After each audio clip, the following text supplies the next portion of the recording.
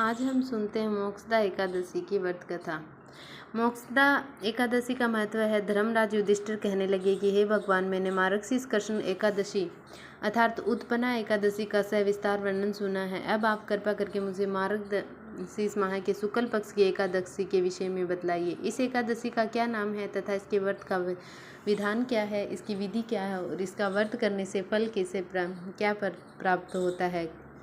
भगवान श्री कृष्ण बोले, मार्गशीर्ष माह के शुक्ल पक्ष में आने वाली इस एकादशी को मोक्षदा एकादशी कहा जाता है। यह व्रत मोक्ष देने वाला तथा चिंतामणि के समान कामनाएं पूर्ण करने वाला है, जिससे आप अपने पूर्वजों के दुखों को खत्म कर सकते हैं। इसका महात्म्य मैं तुम्हें कहता हूँ, ध्यानपूर्वक सुनो। मोक्षदा एकादशी व्रत कथा। गोकुल नाम के नगर में वेखांस नामक राजा राज्य करता था। उसके द्वारा राज्य में चारों वेदों की ज्ञाता ब्राह्मण रहते थे। वह राजा अपनी प्रजा का पुत्रवत पालन करता था। एक बार रात्रि में राजा ने एक स्वप्न देखा कि उसके पिता नरक में हैं। उसे बड़ा आश्चर्य हुआ। प्रातः वह विद्वान ब्राह्मणों के पास गया और अपना स्वप्न सुनाया।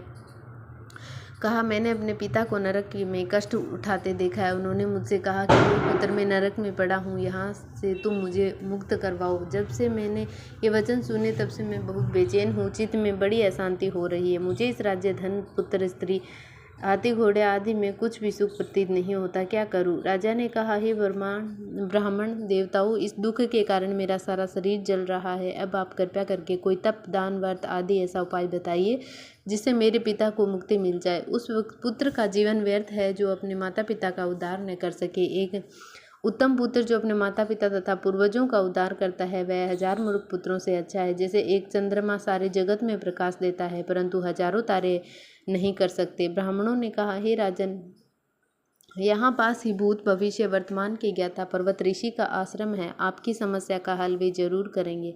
ऐसा सुनकर राजा मुनि के आश्रम पर गया। वहाँ आश्रम में अनेक शांति चित्त योगी और मुनि तपस्या कर रहे थे। उसी जगह पर्वत मुनि बैठे थे। राजा ने मुनि को साष्टांग दंडवत किया।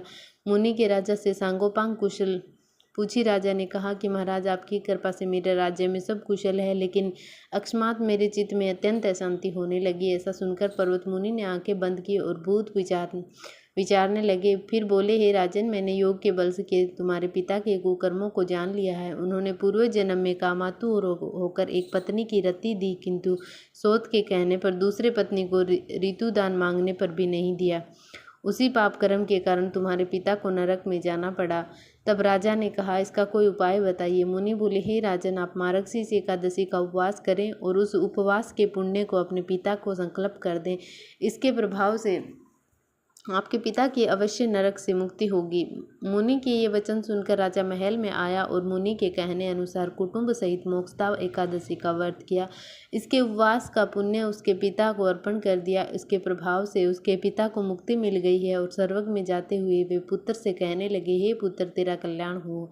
यह कहकर स्वर्ग चले गए। मार्गशीर्ष माह की शुक्ल पक्ष की मोक्षदा एकादशी का जो व्रत करते हैं, उनके समस्त पाप नष्ट हो जाते हैं। इस व्रत से बढ़कर मोक्ष देने वाला और कोई व्रत नहीं है। इस दिन गीता जयंती मनाई जाती है। साथ ही यह धनु मास की एकादशी कहलाती है। तैसे एकादशी का महत्व कई गुना और भी बढ़ जाता है। इस दिन से गीता पाठ का अनुष्ठान प्रारंभ करें तथा प्रतिदिन थोड़ी देर गीता अवश्य पढ़ें।